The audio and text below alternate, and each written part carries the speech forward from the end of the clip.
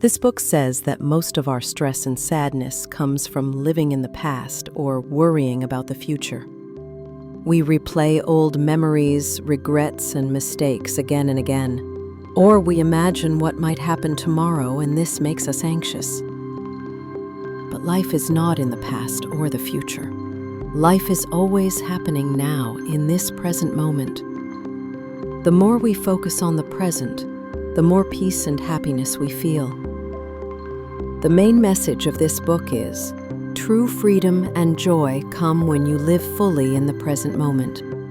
The book says that our mind never stops talking. It creates endless thoughts, doubts, and fears.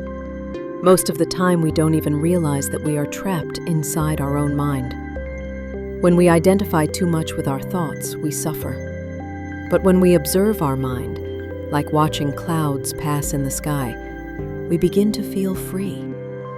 The main message here is, you are not your thoughts. You are the awareness that watches them. The book also explains that pain usually comes from resisting what is. When we fight reality, we suffer. For example, if something doesn't go the way we want, we get angry or sad. But if we accept the present moment fully, without resistance, life feels lighter. Acceptance does not mean giving up. It means starting from peace, not from struggle. The main message here is, acceptance of the present moment brings peace. The book says that the ego is a big source of suffering. The ego is the voice in our head that always says, I, me, mine. It always compares, competes, and wants to be more important than others. The ego never feels satisfied, so it keeps us restless. But when we become aware of this ego and stop identifying with it, we find inner peace. The main message here is, freedom begins when you see the ego for what it is, just a voice, not your true self.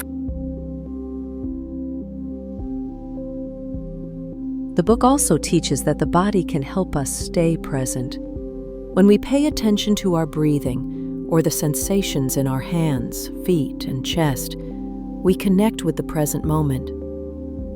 This simple practice takes us out of the endless noise of the mind and brings us back to the now. The main message here is, your body is a doorway to the present moment.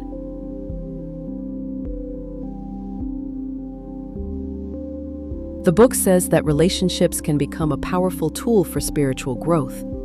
When we are unconscious, we use others to complete us or to fill an emptiness inside.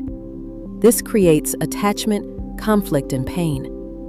But when we live in the present and see the other person as they truly are, relationships become free and full of love. The main message here is, do not seek to be completed by others. Instead, bring presence into your relationships. The book also says that true enlightenment is not something far away or mysterious. It is simply the deep realization of the present moment. When you drop the constant need to think, analyze, and control, you feel a deep sense of stillness. In that stillness, you discover who you really are. Pure awareness. The main message here is, enlightenment is the realization that you are awareness, not the mind. Finally, the book reminds us that living in the now does not mean ignoring practical life. You can still plan for the future or learn from the past, but do it consciously. Use time as a tool, instead of being a slave to it. Live fully in the present, while using past and future only when necessary. The main message here is, use time wisely, but always stay rooted in the present.